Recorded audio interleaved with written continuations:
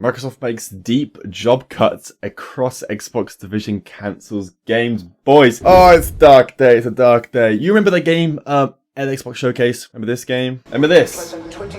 Perfect Dark reboot, okay? You remember it? Yeah? Remember all this really cool gameplay? Oh, look at this. Yeah? Look at that. Yeah? Yeah, it cancelled. Yeah, they completely cancelled it. It's gone. Perfect Dark. It's done. As well as Everwild. What's Everwild? I don't know. 9,000 employees.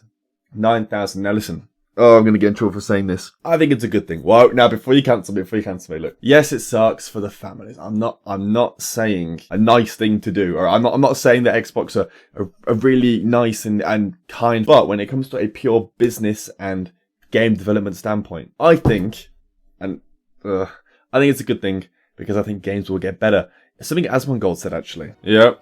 To position gaming for enduring success and to allow us to focus on strategic growth areas, we will end/decrease work in certain areas of the business and follow Microsoft's lead in removing layers of management to increase agility and effectiveness. What he's saying is that y'all are fucking done. What? We've had enough of this shit.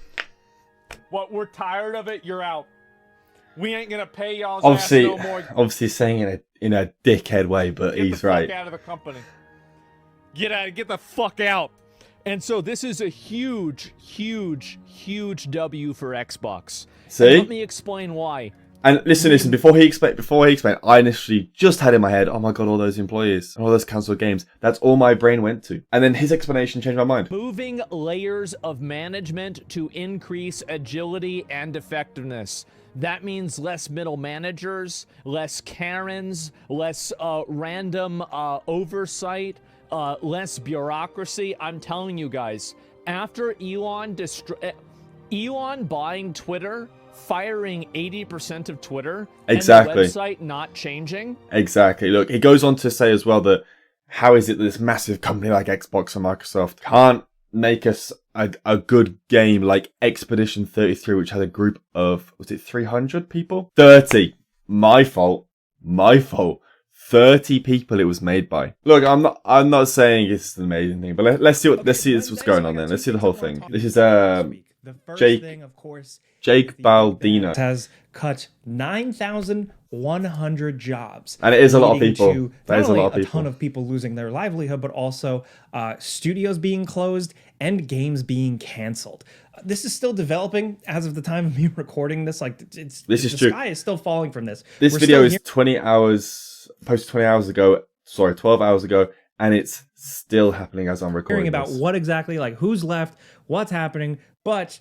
The top thing is this comes off the heels of Xbox doing multiple rounds of layoffs over the last. Do you guys know what game this is? It's Redfall. Honestly, I thought Redfall looked sick, and then I never played it. I was like, why didn't I play it? And I went back and I realized it sucked. A few years. Games have not bugs, to mention also getting rid of studios like Tango Gameworks in the past. Hi-Fi Rush. This is much bigger. And at this point, usually this news happens and it's like, oh, that sucks, man. Game industry is crazy. It always sucks. Like, sucks everybody lost their jobs. But like, it's really at this point become this like very systemic, very bad thing for the state of the industry as a whole. I want to talk about that in a second. But basically, like the cliff notes of this news, VGC reports Microsoft has said that as much as 4% or roughly 9,100 of the company's total 4%. employees across all departments, including gaming, are affected by Wednesday's layoffs. Some of this comes from King, the makers of Candy Crush, which is still something that is a cash cow. Man, I don't know how Candy Crush is still going, man. They must earn so much money from middle-aged women. But so much. I guess apparently not enough, but also across other studios. That's a good point. Why would you shut down that studio if it's making you so much money? More at Activision Blizzard, from what we know. Also, Rare seems to be like a major cut, with VGC reporting that Everwild has just been completely canceled. Along with that, Rare are the guys that made Sea of Thieves. One of the heads at Rare, one of the people behind Sea of Thieves, yes, but also like Banjo-Kazooie has left left Rare after decades now. Along with that, according to Bloomberg, the people at ZeniMax Online who made the Elder Scrolls Online, apparently they were working on a new MMORPG. That has been canceled. Look, I feel like we give Elder Scrolls Online a little bit too much hate. Yes, it wasn't as good as Skyrim, but I think we're trying to compare something to this peak of a game, and it's just not going to compare.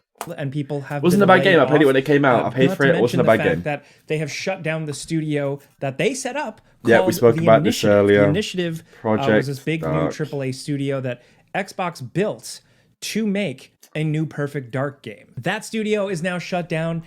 This is meant to be a quadruple A game, boys. Kotaku also reports that cuts are underway at State of Decay 3 studio Undead Labs also. So just real not good all across the board. And I think ultimately this comes down to just major frustration. And I think because people are quick to make this like console war shit and be like, ho ho, Xbox, but you say this about Xbox and not about PlayStation.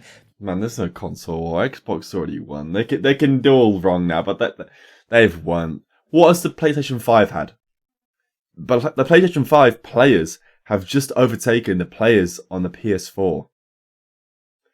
So now, when the majority of your players are on the newest console, now you decide to develop a PlayStation 6. Sorry, what games were on the PlayStation 5 exclusively again? They released everything on the PS4. There's no reason to get a PS5. And now there's absolutely no reason to get a PS6. I don't think any of that shit matters. I think what matters now is like, as a player of games, as somebody who looks at games and is excited for new games to come out, and like I follow the announcements and stuff. This is just frustration from a systemic level, and it's something that it just feels like Xbox has continuously fumbled, and that is having all the money in the world, having the resources, acquiring all these studios, and then just kind of fumbling that opportunity. Yeah, but that's why it's good to fire them all. Again, nothing. I'm not saying it's good to fire someone. I'm saying that it's good to clear the air. There's too many cooks in the kitchen, right? You've got a bunch of people trying to get their vision and their game across, and then you've got the manager saying, no, we need this, and it's all going like this, and that's why games suck at the moment. Less red tape, less management, better games, in my opinion. Look, when Xbox started gobbling everything up, which kind of crescendoed with Activision Blizzard, obviously plenty of skepticism about one company forming a monopoly and owning a bunch of things, right? But like, the positive side is like, oh well, maybe because they have infinite money, they can enable some of these studios to really make some incredible shit. FPS? And it really seems like we haven't seen a lot of that. You know, on the one hand, they've been able to get out things like Diablo 4, and they've kept the Call of Duty machine churning, and yes, some cool games for Xbox Game Pass and stuff like that, some middle of the road games have received funding. They're also just kind of, I don't like, it just feels like such I don't want to go as far as to say this yet, but do you remember when Embracer Group bought up so much IP? They bought up all different types of gaming studios, property, old franchises with the hopes of bringing them all back, and then they just fucking collapsed all of it. People got laid off, projects were canceled. It just felt like such like a reckless, wasteful squandering of IP and things that people but those love. guys aren't Xbox, right? Is starting to get to that territory. If you couldn't get out something like Perfect Dark out the door, and you're fumbling creative talent, people at Rare, not to mention the fact that you had like one of the biggest like franchises in the world with Halo, and you've struggled with that, you know, not to mention a million other things. Like now you also own the people who make Fallout and Elder Scrolls, and you haven't like been able to, you know, inject anything really into that. It's again, there's just too much going on. It's not a case of having too many studios. I think it's fine to have that many studios, but you just need smaller teams, more focused teams on the goal and the game. I think there's a fine line between having an effective team and a big team. I think there's a middle ground somewhere. Because you don't want 1,000 developers. Imagine you're at school or at work and you're trying to work on a group project and there's 4 of you. You know what? I'm comfortable we can all share that, the same goal. I think we can all talk very easily because it's just 4 of us. We get the job done. Now imagine you're in a group or school project and there's 30 of you. Try getting 30 people to agree to a small decision you want to make on the project. Suddenly you've got different opinions, and then the conversation moves away from what you originally planned it on, and it goes to somewhere else, and before you know it, you've wasted 3 hours and nothing's happened, right? I think that's what happens with the dev teams. Just not good. It just feels extremely frustrating because now it's like they got all these things, right? They grabbed all these things, but now they're kind of languishing. And a lot of the people that worked hard on these things, on these games for so many years, are seemingly left in the dust. So that's my frustration with the whole thing. And when this always happens, people always ask, well, like, okay, but like, yeah, everybody's getting laid off and like all these things are happening, but what about leadership?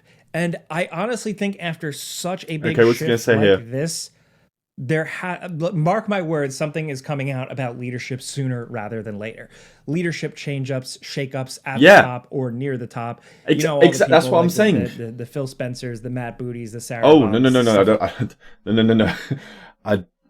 I don't think Phil Spencer's going anywhere. And if he is going to go anywhere, he's going to pick someone, obviously, that thinks like him, right? That he's influenced. But anyway, I don't think we're going that high with the management. There has to be a remix. There has to be a shake-up. And that's what this is. Yeah, we go shake-up.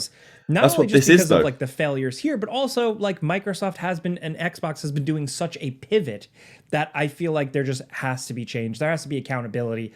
And I do think that is happening. There is accountability. Like, I think that is... They take an accountability. They're firing everyone. They're shutting down studios. They're going, right, what games do we want to make? How do we want to make them? And just clean slate, wipe it all out.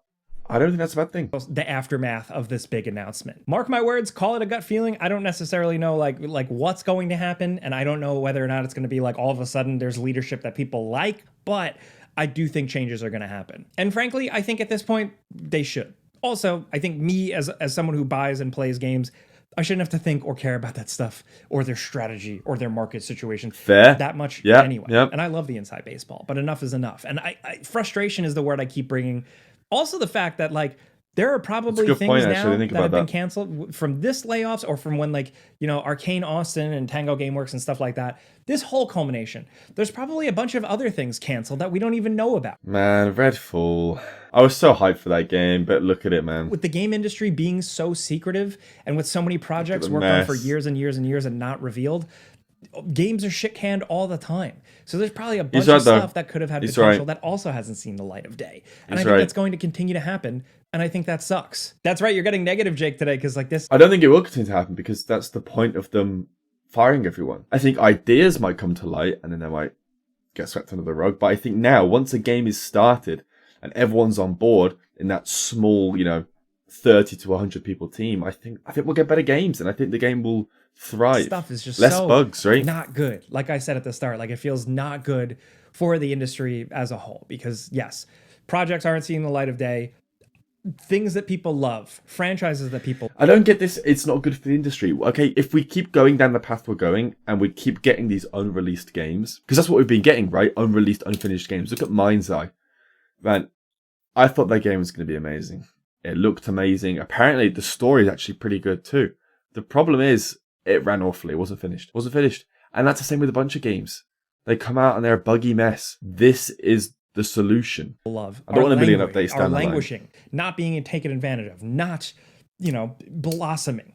Also, brain drain, of course. People are getting fired, laid off, tossed to the side. Intelligent people who have experience working games that, at this point, with how tough the job market can be, may stop making games, and then you may lose a good creative mind that worked on some of your favorite games. They moved on to something else, something more lucrative. Phil Spencer, like there was a statement to like employees, like there's an official statement, there's all this, it's all corporate speak. To me, it's not even worth reading out loud because it's just that corporate speak gobbledygook, but ultimately an extremely frustrating situation that I don't think we're going to... Okay, look, clearly this guy does not like the decision, but just going back to what Asmongold said.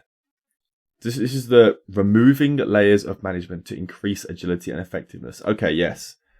Corporate speak. However, that is the reason, right? It will make the game studios more effective. And it will cut through the management. I don't understand what this guy is saying. But, again, great video. Jake Baldino, no problem with you, brother.